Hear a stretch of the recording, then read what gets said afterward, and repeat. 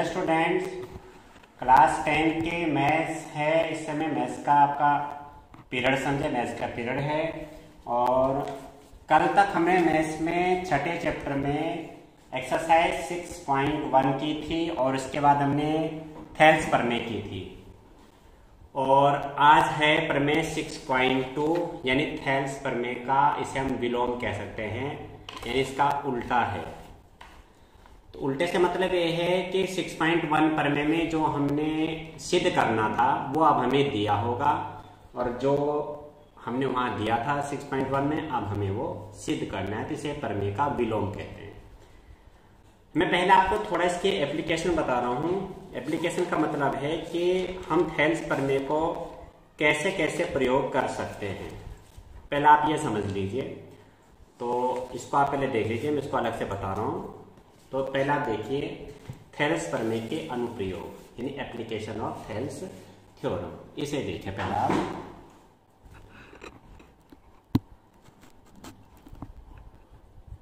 ठीक है, तो ये देखिए आप जरा देखो। सबसे पहला आप ये ध्यान में रखना कि जो थेल्स प्रमेय हमारी लगेगी वो कब हम अप्लाई करेंगे, सबसे मेन बात यह है। तो जितनी बातें मैं बता रहा हूं उसे ध्यान से सुने, उसे समझें, याद रखें और समय समय पर रिवीजन करें।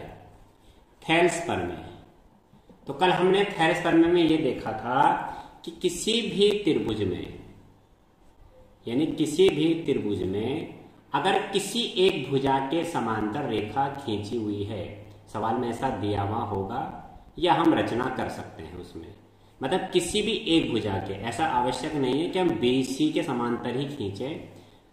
ये हमने रेखा खींची, चाहे AC के समांतर खींच लो, तो ज्यादातर हम BC को ही आधार मानते हैं कि हमने रेखा खींच ली।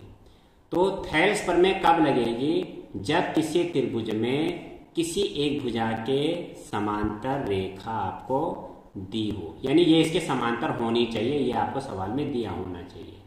खाली ऐसे चित्र बना है, ये कोई त्रिभुज है और ये रेखा ऐसे लिखी हुई है, PQ ऐसे खींच रखी है, ऐसे दे रखा है, लेकिन ये नहीं दिया है कि ये इसके समांतर है, तो इसका मतलब आप इसमें फिर थेल्स प्रमेय नहीं लगा सकते। ये इसके समांतर सवाल में दिया होना चाहिए, तब आप थेल्स प्रमेय लगाएंगे। तो मैंने आपको क्या बताया अभी कि किसी भी त्रिभुज में किसी भी एक भुजा के समांतर अगर कोई रेखा दे रखी है तब आप उसमें थेल्स प्रमेय लगा सकते हैं, इससे पहले आप नहीं लगा पाएंगे। तो जब आपको पता है कि ये इसके समांतर है, यानी DE समांतर BC, तब आप थेल्स प्रमेय लगाएंगे। थेल्स प्रमेय क्या है, किसी त्रिभुज में किसी एक भुजा के समांतर खींची गई रेखा शेष दो भुजाओं को समान अनुपात में विभाजित करती है, ये अनुपात हो गए। तो थेल्स प्रमेय अगर आप लगा रहे हैं तो अगर आप शीर्ष यानी इसके शीर्ष से शुरुआत कर रहे हैं अनुपात की, AD/DB, AD/DB हम सकते हैं थेल्स प्रमेय से, थेल्स प्रमेय से AD/DB। ठीक है, इसको मैं कट कर देता हूं, बराबर। तो इधर भी आप शीर्ष से ही शुरू करेंगे, AE/EC, AE/EC, ये ध्यान रखना आप इसमें, AE/EC। या अगर आप आधार की तरफ से शुरुआत कर रहे हैं, BD/DA, BD/DA को हो AD हो, आपके ऊपर है, जैसा भी आपको सही लगे। हम आधार से शुरुआत कर रहे हैं इधर वाले अनुपात की, तो जो दूसरा अनुपात हम लेंगे वो भी आधार से ही लेंगे, यानी CE/EA लेंगे। इसे आप AE/EC लिखेंगे तो ये गलत हो जाएगा। तो मेरी बात आप समझ रहे हो कि मैं क्या कह रहा हूं, CE/EC। ये भी थेल्स प्रमेय है, ये भी थेल्स प्रमेय है, पर फर्क क्या आ गया, ये थेल्स प्रमेय जो हमने लगाई है ये शीर्ष से लगाई, यानी AD/DB बराबर AE/EC।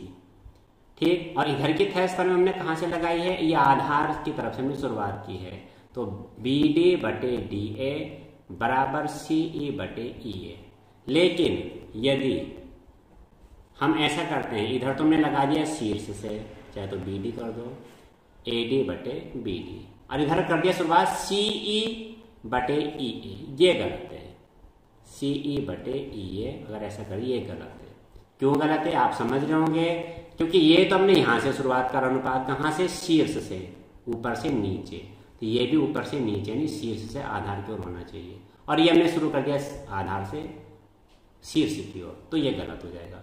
या ऐसा करते हैं, अगर इसे हमने आधार से शुरू किया BD/DA, या आधार से शुरू किया BD/DA, तो ये भी आधार से ही शुरू होगा, यानी नीचे से ऊपर ही जाएगा। ये नीचे से ऊपर गए, यहाँ भी नीचे से ऊपर जाएंगे, तो क्या होगा CE। लेकिन अगर हमने गलती से कर दिया AE/EC, या शीर्ष से ऊपर की ओर, सीधी सीधी भाषा में क्या कह सकते हैं, ये नीचे से ऊपर की ओर गए BD/DA, और ये नीचे से ऊपर की ओर चले, ऊपर से नीचे चले गए AE/EC।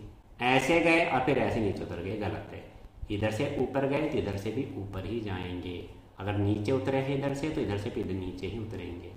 समझाने का ये मेरी भाषा है, ऐसा आप समझ रहे होंगे इस चीज़ को, ठीक है। तो ऐसा नहीं करना, ऐसा नहीं करना।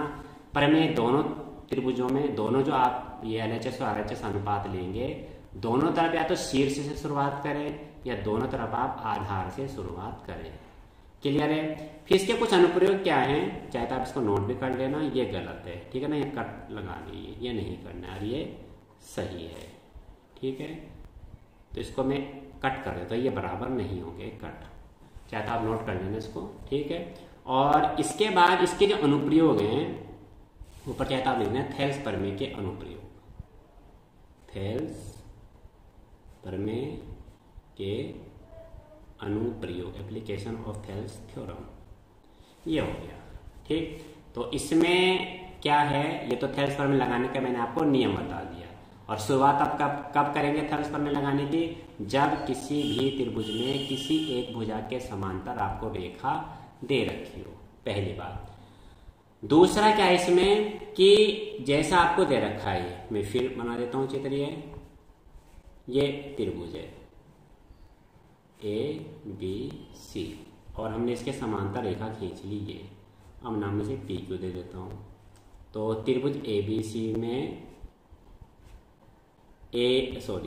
BC समांतर PQ, ये इसके समांतर है। अब हम थेल्स प्रमेय लगा सकते हैं। तो AP/PB, मैंने ऊपर से शुरुआत करी नीचे को, तो इधर भी ऊपर से शुरुआत करेंगे नीचे को, यानी AQ/QC, ठीक। अब इसके कुछ अनुप्रयोग हैं। अगर हम इसमें कुछ चेंज करना चाहते हैं तो दोनों तरफ हम प्लस कर सकते हैं। कब करेंगे वो बता रहा हूं आपको मैं।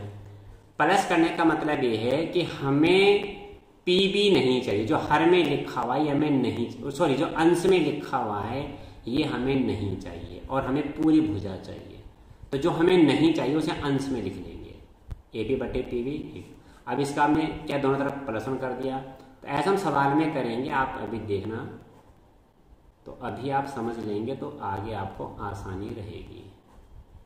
अब AP और PB को जोड़ो, देखो जरा, AP चित्र में देखो और PB, तो AB बन गया ना, AP और PB जोड़ के AB बन गया बटे PB। AQ+QC, AQ+QC, ये बन गया AC बटे, सॉरी AC, हाँ AC बटे QC, ठीक है, ये आ गया। तो क्या कहा मैंने, कभी कभी आपको इस तरह से सिद्ध करना होता है कुछ, और आपका जो अनुपात आता है थेल्स प्रमेय लगा के, तो जो हमें नहीं चाहिए, माने समय में AP और AQ नहीं चाहिए, तो जो नहीं चाहिए उसे आप अंश में लिख लेंगे। और अगर ये नीचे हर मारा, दोनों तरफ आप भिन्न को पलट भी सकते हैं, पर में आप ऐसे भी लगा सकते हैं, ऐसे भी लगा सकते हैं। ये आप अच्छी तरह से इसको समझ लेना, ये इसकी एप्लीकेशन होगी। इसको आप चाहे तो नोट कर लेना।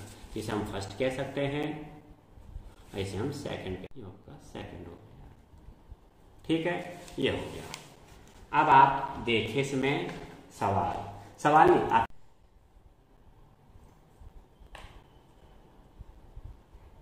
अब थेल्स